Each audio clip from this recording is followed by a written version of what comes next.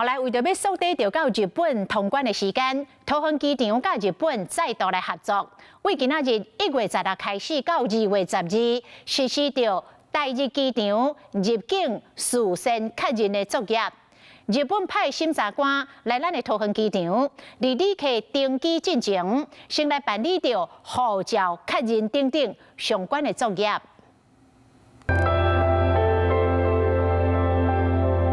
行伫咧樱花树骹随花瓣，亲像美色飞落来，就亲像点伫咧网甲世界。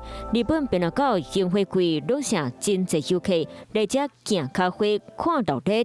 今年想要看樱花民众，会当开始规划啊。 日本媒体预测，今年樱花开花时间，日本本岛东京上早，预计3月2日开始开花。横滨高地是22号，广岛函福宫23号，名古屋24号，台版26号，鹿儿岛是28号。日本中部以外樱花要等到4月初，会今就开始，一路为北边开始开花。那北海道樱花前线会伫咧4月底开始开花，和过去比较，开花时间。 会提早3天到1礼拜左右，预计互日本变甲热力滚滚。1到4排，12到13。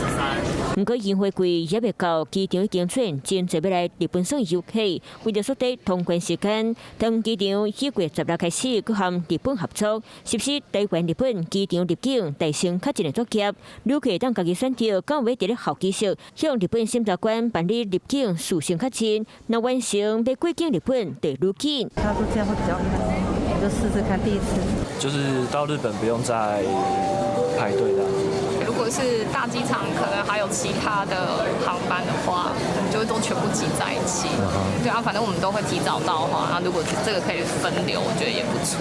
会当缩短入境的时间，旅客大部分拢愿意想要去看卖。即摆相关作业由华航、中型、新府和台湾虎航拢总16条航线，134个航班参加。有想要去日本的民众，会当考虑看卖，来争取宝贵时间。 Hello， 我是张新文。想要抢先掌握最及时的新闻资讯吗？赶快订阅、按赞、开启小铃铛，锁定华视新闻 YouTube 频道。